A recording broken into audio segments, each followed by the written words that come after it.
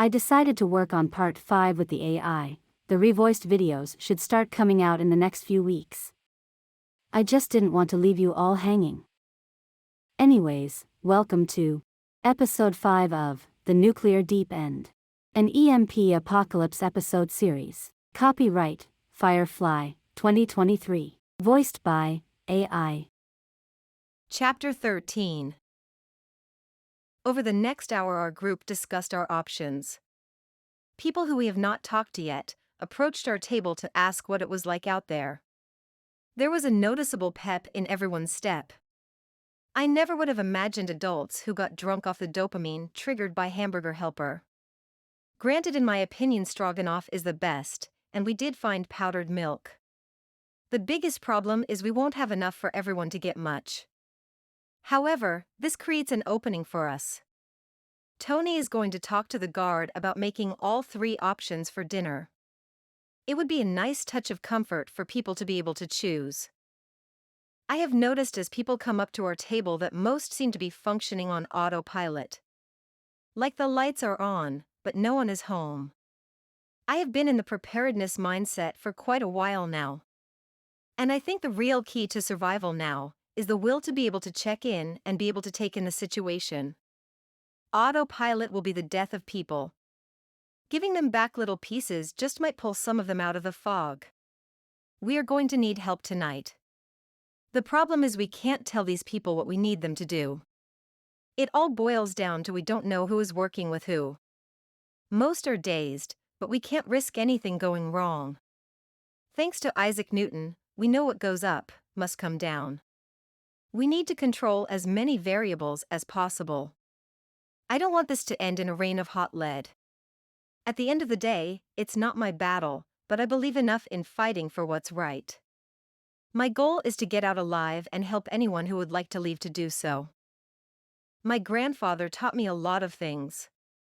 He influenced my interests in just about everything in my life. Unlike most women a week ago, if my car didn't start, I knew to beat on the fuel pump a few times to knock around the possible clog in the fuel pump. Or, to knock on the starter a few times, but to be careful as hitting it too hard may knock the magnates loose. I also learned how to jump a car with a broken ignition with a screwdriver touched to the starter relay. He taught me to help myself in every scenario, not to be a helpless victim of circumstance. He also taught me a lot about people.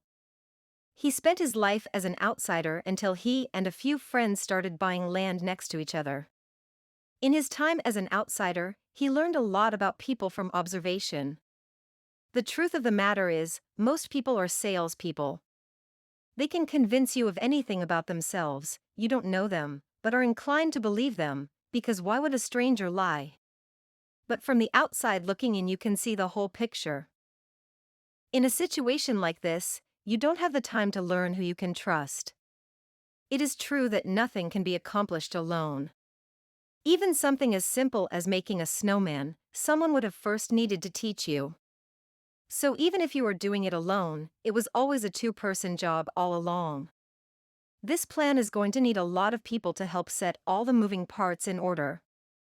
The most important thing my grandfather taught me about people is, every person tells you that they are lying as soon as the words come out of their mouths. The only problem is not knowing the tells in their poker face. Trusting someone is the same thing as giving a damn about someone. You can only give a damn so many times before you are the fool. People will be clear about where their allegiances are once the rubber meets the road. We need to be sure we are not in the way to get ran over. I don't know how my grandfather knew something would happen, but he did. I thought as I pulled my mind away from my grandfather. I find myself spending my time how I imagine he would. Most of the time confined in this cafeteria has been me just watching. I have seen groups stay close, and I have watched a few move from group to group. I trusted those people the least. Some people can hold water, and some cannot. Those who are too social will most likely let information slip, just to keep conversation going. So, what do you think? Alex's voice pulled me out of my mind. Think about what? I asked, a bit embarrassed. About the plan. Alex said. I think it's good. But what is all the other junk you grabbed? I asked, looking to Tony. Tony smiled. Well, I knew we could use one of the kitchens to start a small fire. That fire can serve as more than just a distraction for the bag retrieval unit. Since we have already planned to make all 3 options for dinner, we can move ourselves into groups, so that it looks like we are mingling with others. It is harder to get a head count while everyone is scattered around. Once the bag unit breaks off and are clear of the door, I plan to slip away as well. In one of those first few shops there has to be a fire alarm I can easily find. I am going to rig the timer to set off the alarm. He said. How are you going to do that? Alex asked. Simple, I'm just going to use the laws of physics and the knowledge that the bell can be set for 1 hour. I have most of what I need to build a small trap. Since it will be triggered 1 hour after I set it, I will have to return after dinner to start the timer.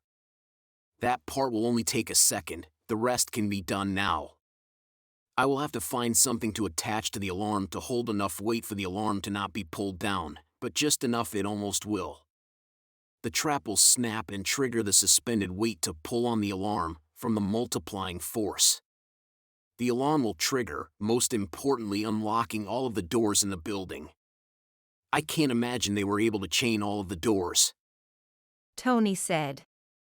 That will never work. Heels chimed in. No, it probably wouldn't if we were relying on you. However, I have been in some tight spots and about everyone in my command referred to me as MacGyver. I expect an apology once we are on our way out of here. Tony said to her flatly. Whatever, if we get caught up in this crap, remember I was the one that said it wouldn't work. She said. So, you are against us? Tony asked for clarification. No, I didn't say that. She said. Then you doubt my skills? He asked. It just seems a bit like a movie to me, that's all I was saying. She said. And everything around you seems like normal? Look around you. We are no longer in your world, where everyday people didn't need to know how to do anything more than pour a cup of coffee and sit down. We are in my world. This is a dog-eat-dog kind of place. The most important thing now is to survive. We have no idea what is coming at us, but making a distraction to cause chaos and lessen the possibility of loss of life is our best option. Tony said. Heels didn't say a word. I think she knew she was wrong for testing him. It's almost like it was needed for her everyday life. She just hasn't been able to make the switch yet to the other side. I do trust she is with us. I also believe she would sing like a canary if it was her back against the wall. I don't fault her for that, I just need to be sure she never works herself or us into that position. Can the alarm trigger if there is no power because of the EMP? Alex asked. Well, that is the only part where I am not sure. I plan to find a good place to hide the timer so hopefully it will be muffled enough to make it hard to find. If the alarm doesn't trip, it still might spark some interest and give us an opening. The wires from what I know might still work. It is a simple system and was made to function in less than ideal circumstances. The wiring was also made to withstand an abundance of heat. This might be just enough that the EMP did not put them fully out of commission. Tony said. Well, I guess now is as good of a time as any to speak to the guard. Tony said, standing. Just as he stepped away, I saw the kid from the shoe store make his way over to our group. He smiled and nodded. I guess that would mean that he had his group ready for their role in the escape. I liked that we were not directly tied to the bag retrieval group.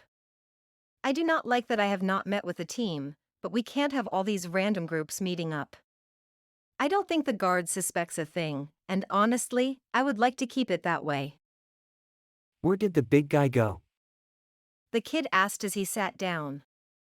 To talk to the guard. We have everything ready on our end and everything is a go. Are you guys ready? Jessica asked him.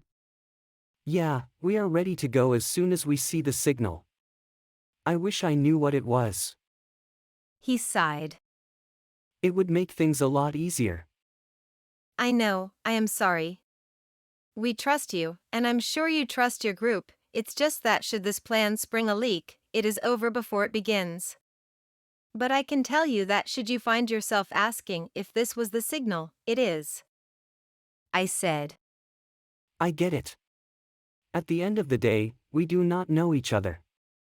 So, it will be obvious, then? He asked. Yes. I said, smiling. If everything goes smoothly, then we will all be on our way to, well, whatever it is we're going to do with our lives. Alex said.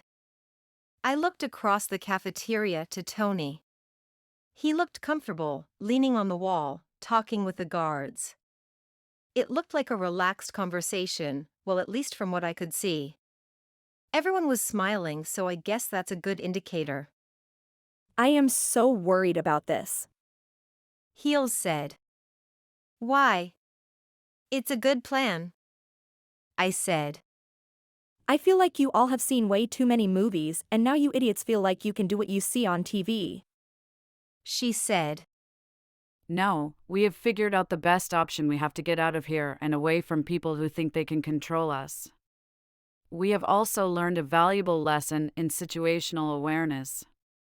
Moving on, in any means necessary, is our best option. We are scared, so are they. I am sorry to tell you anything is worth the effort. Would you rather we spend our time clearing out the immediate area, only to allow these guys to build their fantasy felony factory? Jessica asked. Yeah, if you ask me, these guys are more of terrorists than people just trying to help. You just have not seen what they are capable of. All these other people here are just like you, cornered and scared. The kid said. I looked back over to Tony just in time to see the guard laugh and put a hand on his shoulder. They look like they are becoming fast friends. Tony's plan going into this was to make this whole situation out to be in the guard's best interest.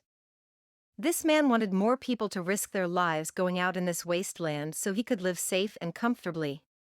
But these people are not his puppets. The guard looked to Scruffy and pointed a thumb at Tony. He then set down his beer can and reached for the megaphone. Tony took a swig of his beer. My good friend Tony here has given me an idea. We have pulled in quite a lot of food, and I know we are all missing a few comforts of our normal lives. So, we are going to be skipping the voting and having a feast instead. While it may not be the traditional feast we are all accustomed to, the wonderful company of our new comrades will have to suffice. Tonight, with the help from our guests, we have a feast to celebrate being survivors 1 week.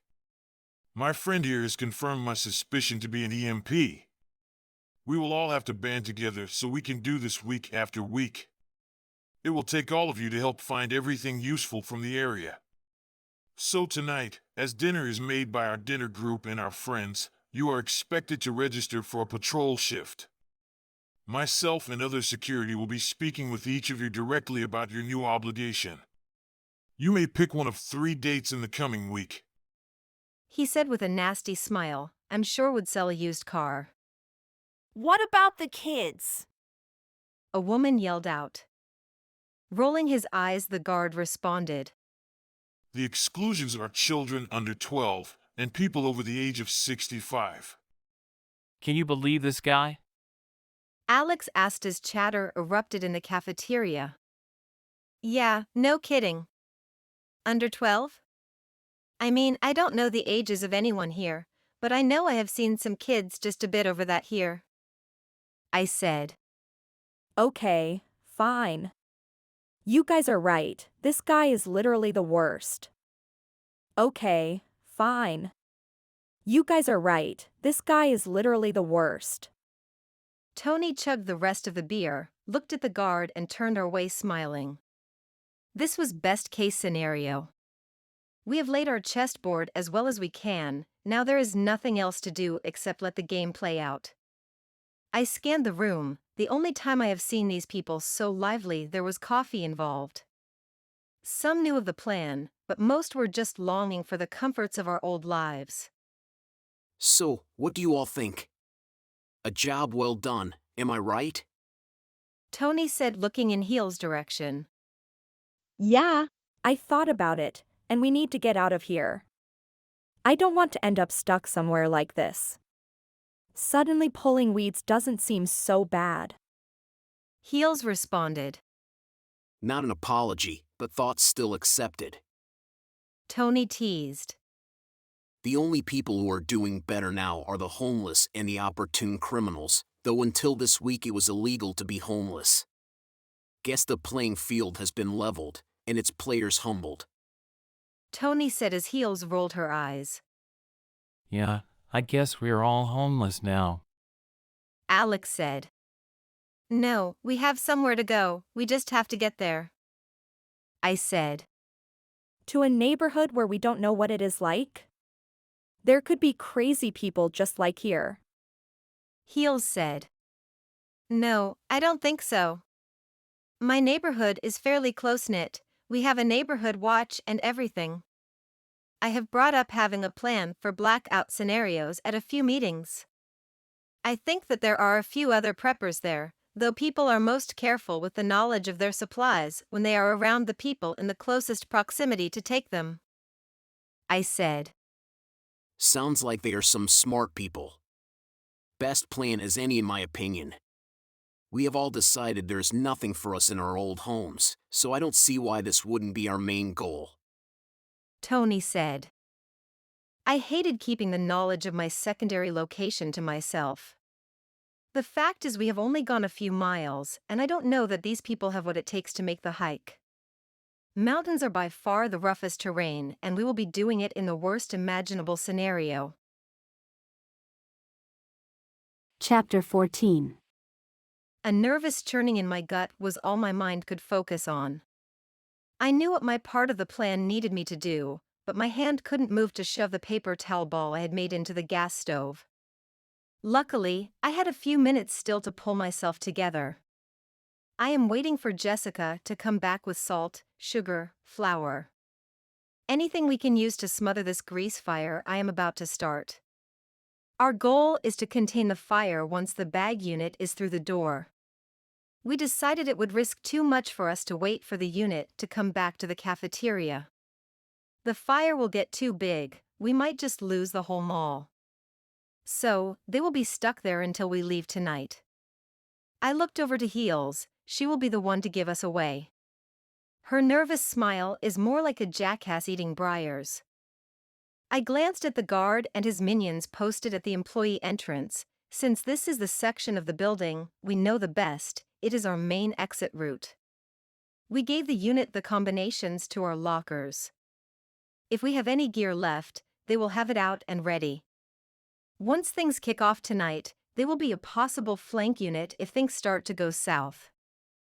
Look what I found. Jessica said, pulling my arm and moving one hand below the counter. A knife was brandished in her right hand. My mouth went dry at the sight of it. Suddenly, I felt disconnected from my body. I knew exactly how Heels felt.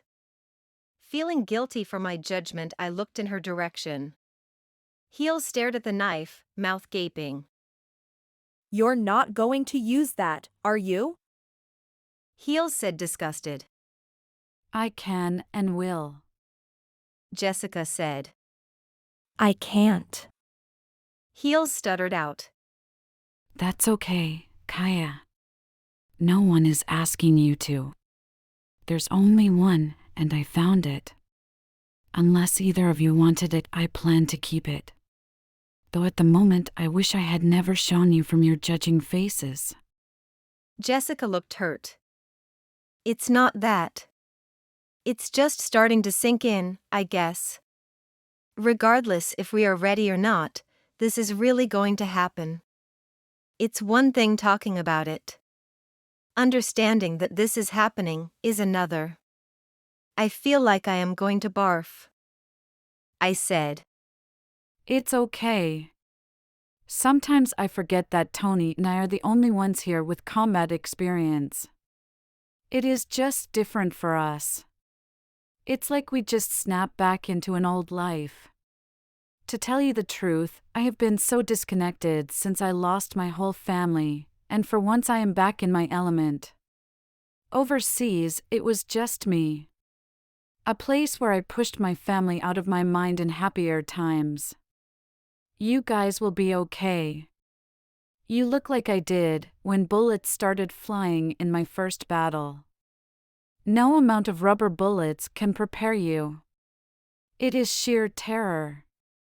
Just keep repeating the plan in your head, doing your part, and putting down anything that tries to stop you. Jessica smiled at us. But we don't have to fight right now, right? Heels said. No, we shouldn't. We are just doing a little distraction so that we can set this to minimize the action. If you feel like all you can do from your position is stay low, then stay low. Don't be afraid to do that. We aren't expecting you all to be warriors right away. Sometimes keeping yourself out of harm's way helps the people in the best position to attack, and to do so without divided attention. Jessica said, smiling. Did you find what you were looking for? I asked Jessica. Yeah, I found flour. I moved it to the cabinet on the left up top, as soon as you walk in there. She said. Why didn't you bring it out here? I asked. It would have been a bit obvious, right? I mean, we should look like it is a frantic dash. We also don't need to have it right on hand. We need about 2 minutes just to be safe. Jessica said. I looked back down to the paper towel ball. I hated the fact that I was drastically lacking courage. I licked my lips and looked to Tony. He stood over by the other kitchen. They knew to be expecting him to hang around. It was as close as he could get to the side of the mall he needed. Tony nodded at me. I swallowed. I slowly looked to the kid who worked at the shoe store. He grimaced and nodded. I nodded back. I scanned my eyes back over Jessica. She gave me an encouraging smile. In quick succession, I looked once more to the guards, see that their attention was elsewhere. I dipped the top of the paper towel ball into the oil and stuck it quickly to the flame. Oh no! I yelled as a bit more oil than necessary spilled over onto the flame, igniting quickly and scalding my hand before I could pull it back. I turned to see the location of the guards as I make sure my sleeve is out. My eyes skipped over the shoe kid, who had a smile spread from ear to ear. The guard and his posse jumped to their feet, all headed in our direction. As they rushed past the bag unit, they sprinted for the door. Everything was going perfectly. All eyes were on us. Jessica! I said, panicked as I looked back at the now engulfed pot. What? I thought you knew how to put this out. She said. I need a lid. I cried out in panic. Here. Heels said, thrusting the lid she had been holding forward. I took it, hand thumping with pain. Wrapping a towel around it, thankful it wasn't too bad, I used that hand to drop the lid on the pan. Then I carefully dropped the towel to cover the evidence of what actually happened. Find something I can put this out with. I yelled, trying to make the biggest spectacle I could, now that the fire was halfway contained. I lost track of Tony in the mix. Here, what about flour? Jessica said, arriving back at my side the same time as the guard posse. What is going on here? The guard asked. It was just an accident, I said as I snatched the flour from Jessica. Well, don't just stand there. Put it out now, girl. He shouted at me. Okay, I am trying. I put the lid on it, I said. Before he could say anything else, I started sprinkling heaping handfuls of flour around the outside of the fire. Within a few minutes, the fire was out. Only one threat has been dealt with, I thought, looking at the guard. I am sorry, I don't know how that happened, I said, looking at the stove. Luckily, the towel I dropped over the ash has had time to burn. Clean this up and finish your portion of the feast on time, or there is be consequences for such careless actions. The guard barked and walked away. I looked down at the mess. We needed a new pan to cook the lasagna noodles, I thought. There is no way we can use that pan. Not that I dared to open it. I wouldn't want that to spark back up. It would seem as though we are on thinner ice with the guard than I would have imagined we would be. I hoped everyone got into their positions. There is no backup options for us like this. After finding a new pot with some help from another group, we got our lasagna going. We still should have enough time to have lasagna in hand. Hopefully we won't have to find out what the consequences are. I mean, to be fair, it was not an accident, but did he know that? I glanced over my shoulder. The posse didn't seem on guard. As long as Tony can slip back in, we should be golden. I haven't seen him since the fire, and that was about 30 minutes ago. I scanned the room again. It's hard to be impatient and try not to look like you are up to no good. A thought struck me. What if something had happened with Tony? Was he seen? Should Tony be back by now? I asked Jessica. I don't know. I would have thought so. Maybe he is having a hard time coming back in without being seen. But I don't think anyone has noticed him missing, so we should be good. She said. Okay. I said, opening the oven door to look in at the lasagna again. It wasn't until later in the evening, when people were walking around with plates, that I spotted Tony. He smiled and pointed with his fork to the plate. Good lasagna. He said. What took you so long? I asked. I decided to stop into the sports store. We were right, they did clean a lot of it out, and I do mean all of the firepower. They did leave the flare guns though. If we are careful where we shoot them off, they can help create chaos tonight. He said. Well, things didn't go so well on our end. We may or may not have just ended up with consequences. I said, still a bit worried. What are you talking about? Did they find out? Tony asked. No, I hid the evidence well enough no one could see. The guard was just a jerk about it. It looked like an accident and I think they bought it. That's the concerning part. I said. What a jerk. I have to go talk to him in a few minutes. It has been a while since he has seen me. I wouldn't want him to start to worry. We need the element of surprise on our side. First, tell me everything that happened so I have details. Tony said. As soon as I finished filling him in, Tony headed over to the guard. I looked around the room. I haven't seen Alex in a while either. I liked our plan, but not knowing where everyone is at all times does not sit well with me. I have never liked that part of the plan. I scanned the crowd again. The guards were still in their positions beside our exit, but I didn't see Alex anywhere. I scanned the room for Heels and Jessica. I found both of them, so why can't I find Alex? Hopefully the bag unit is ready and waiting. This plan may have just gone off course. I don't know how often the guard or his posse went into that area of the mall, but there are loads of places to hide there. I wondered if for some reason Alex went with them. He was not in our group cooking, and I have not seen him since the fire. Would he go off without telling me? We thought it would look better to have us camouflaged in, a decision I am starting to regret. For the first time in a week, I would give anything to send a text. Funny how technology feels a lot more like magic all of a sudden, just impossible. It wasn't until later that night when the guard yelled in the megaphone, announcing that lights out would be in 10 minutes, that I realized I was correct. That something indeed was wrong. For the first time in hours, our group was reunited, one person short. Alex. We all watched the room silently. I noticed that the guard watched our group with a smile on his face. He knew we were frantically looking for a member. I noticed Tony watching the guard as well. I would assume he came to the same conclusion. I don't like this.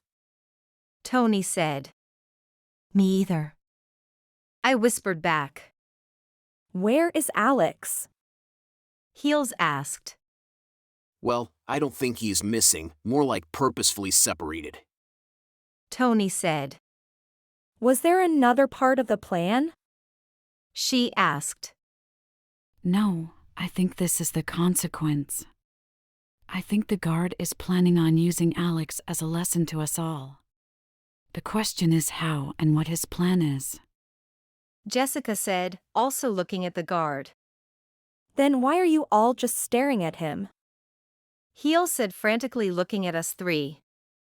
Because that lunatic over there is on a complete power trip. He now knows we are putting pieces together.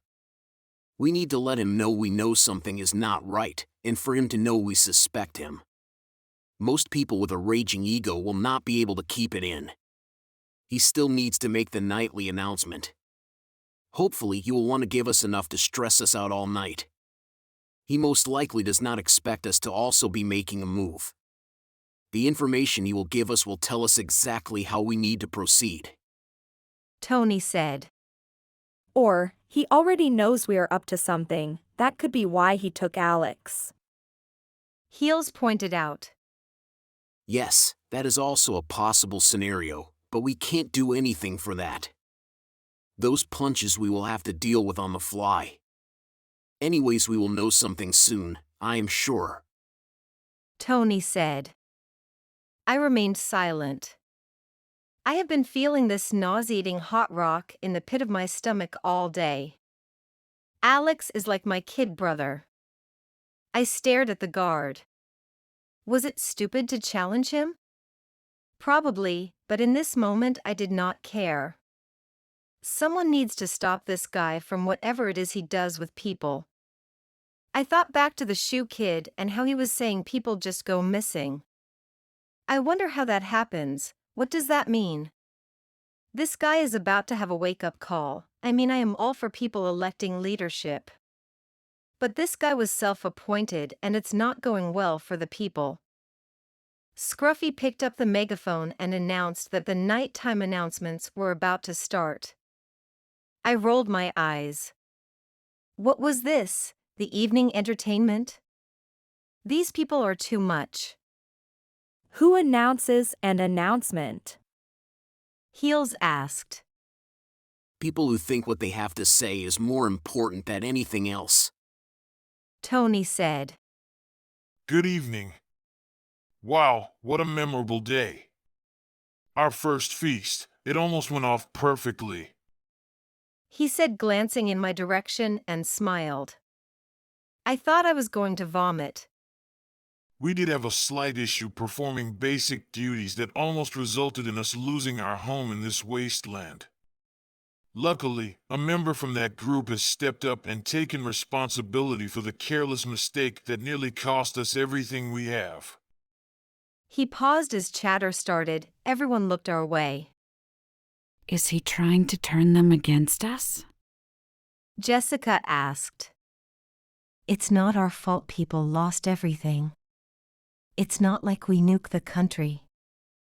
I said. It's okay. He wants to turn everyone against everyone. If we are all against each other, there is no way we can work together. I have the feeling that this is going to blow up in his face. Tony said. It was an accident. A man yelled. Yeah, I was right there. It could have happened to anyone. Another voice yelled. See? People in general do not like messy, and this can most definitely be defined as messy. Tony said. The guard put his hands up and audibly laughed. Hold on now, we aren't holding his feet to the fire. He is being detained, as a detention until the next scavenging party. Once that is complete, he will have repaid his debt. Anyhow, we are getting off topic. This is a festive evening, and I wouldn't want to end such a wonderful day on such a sour note. So, Alex will come out and say goodnight so you all know he is fine. The guard said, again locking eyes with me, wearing a nasty smile. Scruffy walked over to the employee entrance door and pulled it open. Two men walked forward, dragging a bloody man toward the guard's direction. Gasps from all around the room confirmed what I was seeing. Alex had his chin held tightly to his chest. The two men forced him upright, revealing his battered face. Anger burned my face, my vision blurred. I realized nothing separated me from this guard. Until this moment, I would have never described myself as murderous. Now me and the guard are one and the same. The megaphone was thrusted into Alex's face. I'll be able to do my part. Was all that Alex said. He was quickly ushered back into the employee side of the mall. I will do my part. Was he being brainwashed? Or was that what he was instructed to say? I stared at the guard, he smiled back and lifted the megaphone to his face. See, everyone is friends. Well, that is it for the evening announcements. I expect silence as usual when the lights go out so everyone can get some sleep. Good night, my friends. The guard said, smiling, and set the megaphone down. Voices erupted around the room in a frenzy, as they all realized the danger that they were in. When accidents carry such harsh consequences, people can be afraid to fight back. The posse branched off and went around the room, turning off the landscaping lights that were being used as light. The smell of extinguished candles took the place of voices in the room. After a few minutes, there was nothing. Just our group sitting their backs against the wall in our sleeping chain, one link short. I felt alone in the dark. I have never liked the dark, but it seems to only amplify my fear tonight. I was ready to get this over. The only problem is I don't know if I have the nerve to get through the night. Hopefully we will just be able to leave and no blood will be shed on either side. He is going to be okay. If we pull this off, he will have a much emptier room for the morning announcements. Tony said. I hope so. I said, desperately wanting Tony to be right. He is already in the location we are leaving from. Just keep your eyes on the door to be sure he isn't moved. Tony said. Yeah, it just got easier. Half of our escape group is on the same side of the door as the guns. The guard might have just made this easier for us. Jessica said. I think a lot of people were shocked over the beating. They weren't happy about a punishment for an accident, even before they knew he was beaten. The guard just turned everyone against him. Heels said. I know. I just hate that he has been hurt from my idea. I said, trying to shove the overwhelming guilt away. I have always dealt with my emotions through sleeping. The first time since all of this started a week ago, I wish I could sleep, and can't. This is going to be a long night.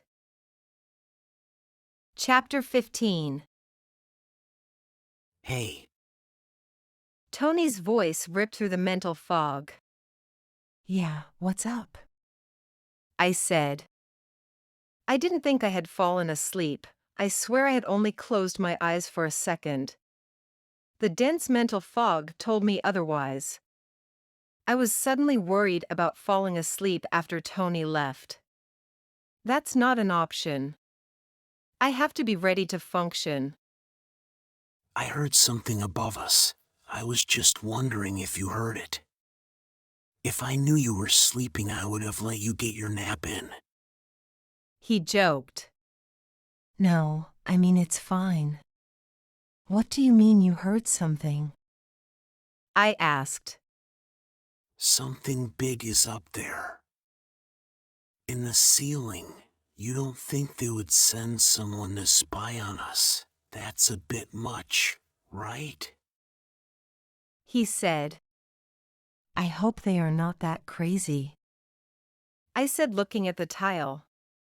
As soon as I finished my sentence, the ceiling tile started to move. Suddenly, sleeping in front of one of the food stalls did not seem so smart. I bet the low-hanging ceiling here is connected to the employee areas. I looked at Tony, who was also staring at the tile. I quickly glanced at the guards' only little VIP area. I think they had too much beer. The night watch was only keeping track of their eyelids at the moment. How could they ever think themselves capable of actually protecting people? I looked at Jess. She shrugged, eyes glued to the tile. Whoever it is has almost wiggled it up enough to slide it aside. I wondered if they had waited and assumed we would be sleeping. What if they were planning to harm us? My heart is pounding because I am directly under this tile. The tile slipped away to darkness, and the kid from the shoe store stuck his head through the opening. He smiled and held a finger to his lips, then he evaporates back into the darkness. Then a hand drops something heavy in my lap. My gun, with paper rubber band to it. I picked it up and looked at it. The paper had big writing. More to come. And read me later. Written on it.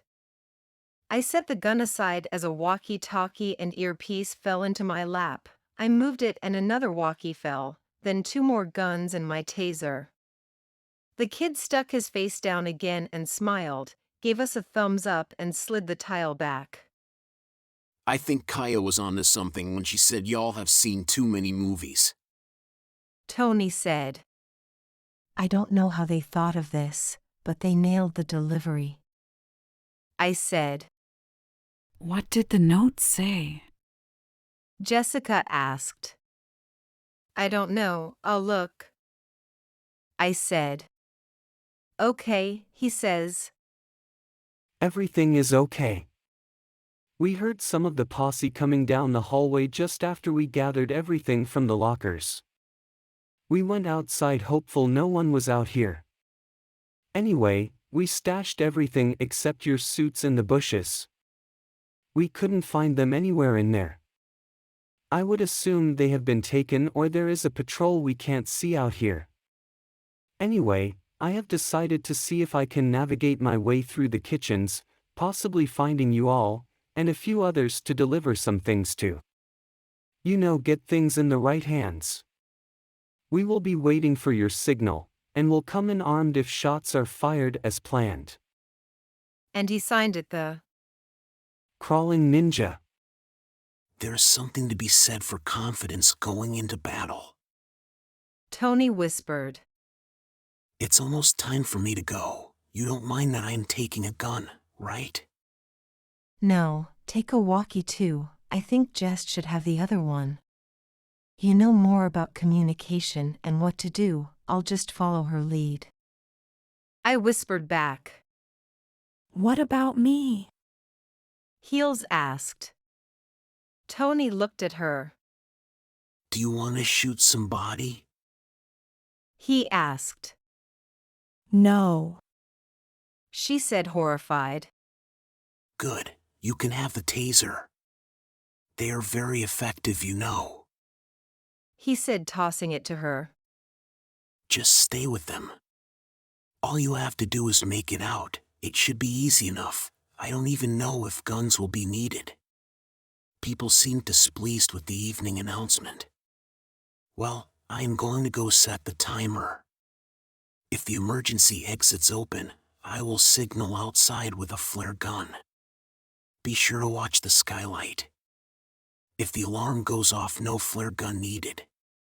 Get out. Get as many people who want to go out.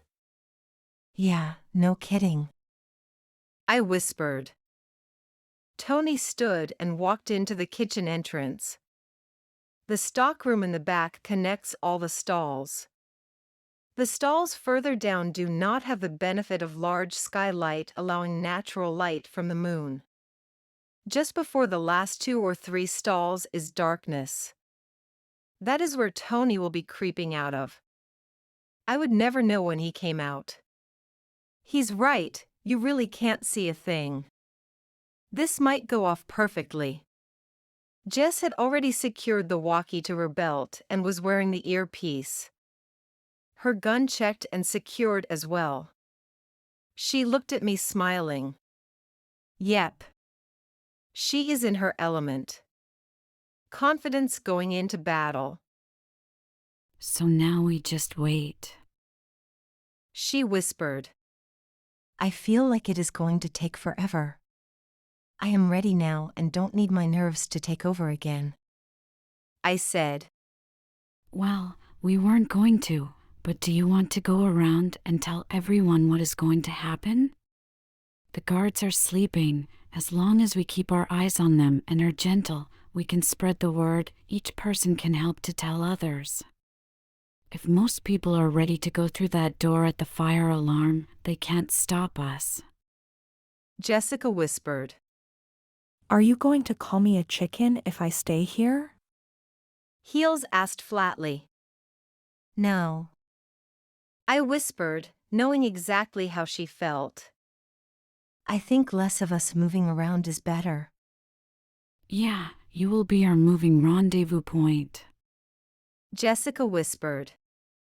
We both slowly moved to a crouch position and approached people sleeping on each side of our stall. So far, so good. Turns out people are not okay with this kind of violence.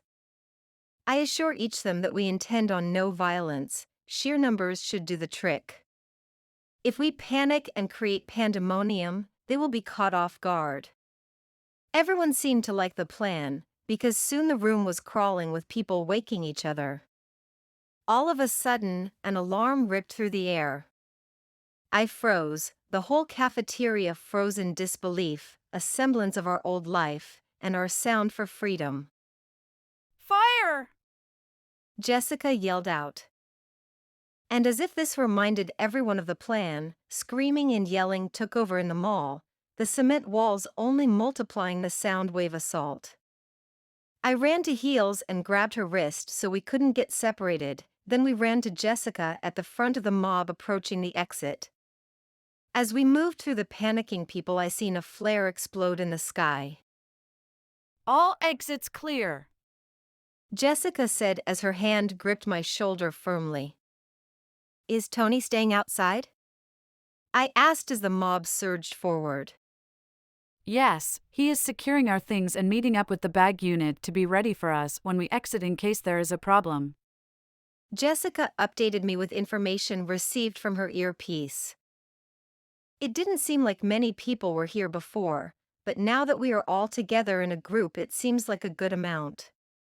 I felt confident as we made our way to the guard, who looked frantic, trying to assemble a plan. The 3 of us moved forward in the crowd, the front coming to a stop as the guard walks toward us.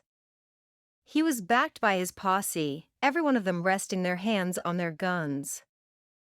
We do not have a clear exit, Jessica stated. I didn't know if she was talking to me, Tony in the earpiece, or out loud in general. But she was correct, this did not make me feel good. Hopefully the people do not back down. This could still go peaceful. Where are you all going? The guard asked. Get out of the way! There is a fire! I saw the lady who serves the coffee yell. Yeah! I can smell it! Another voice rang out. Frantic shoving started from the back of the group, causing a cascading effect. People were pushing against me as they were also being displaced. The front held the shoving middle back, intimidated by the posse members. Still standing there, hands resting on pistols. I didn't know what to do. I knew this was possible, I knew it was likely. The problem is it scared me so much, I didn't give time to what we should do. I looked from the guard to Jess. Now, I can't smell any smoke, so there must not be a fire. You all need to go lay back down before this gets any more out of control. He said, eyes scanning the mob. I wondered what he was looking for. I realized it was me, as soon as his rage-filled eyes met mine. I stared back. He raised his head but kept his eyes locked.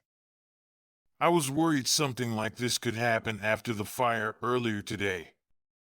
The fire alarm system probably doesn't know what to think, and we couldn't possibly understand how it works. It's a complicated system. Everything is fine. Once everyone is laid back down and there is order, we will go check it out. You want us to lay down and wait to be burned alive? Someone yelled from my side. I smiled. It was the kid from the shoe store. He must have stuck around to make sure we got out. Then I noticed he had a walkie and earpiece. Received. Jessica said, I would assume affirming his arrival. You are going to go back to laying down while we figure out how to turn this alarm off. Then we will discuss some emergency plans for when there is a real emergency. Does that sound more like I care? The guard barked back. My mouth fell open as Jess pulled her gun and parted the people crowded in front of her. She moved forward slowly, gun aimed right at the guard's face. We are going to leave. Every single one of us who would like to. Jessica demanded, resembling nothing of the waitress who stumbled out of the walk-in refrigerator a few days ago. Scruffy and another posse member pulled weapons and aimed them at her. She didn't even flinch. She continued forward at the steady pace, shifting her aim to the closest new threat. As she made her way front and center, the guard must have noticed her earpiece and looked back at the door. Now! Jessica yelled. People started shoving forward this time. The double doors behind the posse members flew open. 2 more posse members stood there with guns. Then booming thunder started echoing violently around the room. The concrete becoming a vessel of an audio assault. I seen someone fall to my right. Heels and I ran to Jessica, who was firing. Should we be running to her? She reached to put a hand on my shoulder, then yelled move, and she continued to fire at the posse members. In seconds we were through the doors, screaming all around us. Blood covered the tiled floor in the hall from someone in the front. The shots followed us into the hall as we ran pinned like cattle. The gunshots were hitting all around us, dislodging cement into our faces. It sounded like there was another gunfight taking place in the cafeteria. I wonder if that is the bag unit. I hoped the best for whoever it was. I hope they know that they just saved us from being mowed down. The shifting mob is dangerous enough. We were one of the last to enter the dressing room. Having the unarmed in the front, Jessica and I had been able to get a few shots off. While I didn't hit a thing, I think Jessica did. Hey, you're okay. I was so worried when the shooting started and the 2 guys watching me rushed out of here. Alex said, grasping my shoulder. Reunion time later, we still need to get out of this alive. Jessica said. Okay, everyone follow the room to the back. There is a hallway that will lead outside. We are still in danger in here. As if to emphasize her point, more shots punctuated her sentence. The group was compelled forward. Groans from around me told of numerous injuries. How would we treat these wounds? As we exited the dressing room and made our way through the shower stalls, the gunfire stopped. I wondered if this was it. There were no more shots, and within minutes we were pulling open the doors to the outside. I squeezed Alex's hand. We did it. The rebellious group of people came to a stop outside of the door. A group of people who just realized they now needed a plan. I looked at the group. Some of them had grabbed belongings, some had nothing. I suddenly wished everyone would have known so they didn't lose their stuff twice. Dirty, panicked faces looked around for direction. We should have had a better plan. I don't know how many we lost. It was a victory, but one that came with the worst price. We need to move away from the building. Jessica said, walking toward the parking lot. She stopped at the third bush like we were instructed and retrieved our bags. If anyone is hurt, I can take a look at it over here. I'm a nurse. A woman said. That's fine, let's look at the injured, but we need to get moving quickly. I think given the manner that we left, we should get clear of the building and find somewhere safe for the night. My group needs to get moving in the morning. Jessica said, and walked over to me. I know that was Tony and the rest of the bag unit in there, but I have not heard from him yet. I am worried he is pinned down and can't tell me. She said. Is there anything we can do? I asked. No, we would be walking in blind. We don't know how many people are in there, and no offense, you're not exactly a great shot when you are on the move. So, for now we wait. She said. Just as the words left her mouth, Tony and two others walked out from behind the fence. He looked okay, they looked okay. I watched them walk up, the kid from the shoe store running to join them. Okay, so not a perfect plan, but we made it. Is everyone okay? Tony asked. I think so. We lost a few. Jessica said. Good to see you again. He said to Alex. Looks like they suspected we were up to something. Judging by your face, you were politely asked if you knew anything. Tony said. Yeah, it's fine. They decided we weren't that smart fairly quick. Suckers. Alex smiled. He must have been allowed to wash the blood off after being presented to the people, but the bright blue and green bruising almost looked worse. We need to get moving soon. I hate to say it, but 3 of them got away, and I don't want any more problems tonight.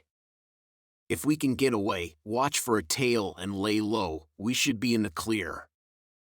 Tony said.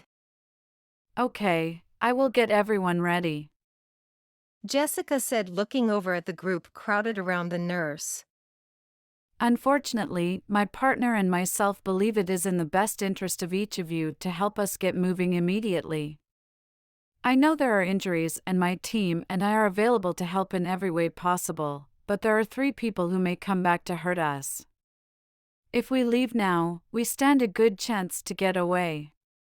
A silver lining in this world is finding people is greatly difficult. She said. Where are we going to go? One of the guys from the bag unit asked. They were building condos by my apartment. They even have windows and everything. I mean, we will have to get things sorted out later, but it is a big place, I'm sure isn't full. It's about a mile. I walk it every day to work. It should be far enough to lay low for a while. The kid from the shoe store said. The group mumbled and seemed to be pleased with the idea. He never told us that. I see we were all holding our cards close. I guess it is the only way for the guard to not find out where we are going. I was excited to get a few hours of sleep and to get moving again. Within a few moments, the group was assembled more like army ranks than a mob, and we made our way staggering out of the parking lot. Tony and Jessica were in the rear, and 2 people now armed walked on either side of the unit. The kid from the shoe store and myself lead the way. So how did you end up with us? I asked once we got moving. I got a bit turned around. After a few attempts to redirect myself, I decided maybe I was meant to wait there. Turns out that was more than just a hunch. I dropped down from the tile when the guard stood in the way of the exit. I knew it was going to get ugly, and I had a gun. The only problem is, on the drop from the ceiling, the impact hurt my ankle. I should be okay to walk on it till we get to the condos. But it hurts. I am worried about medical treatment, for me and these people. He said. I have a good amount of first aid supplies in my bag.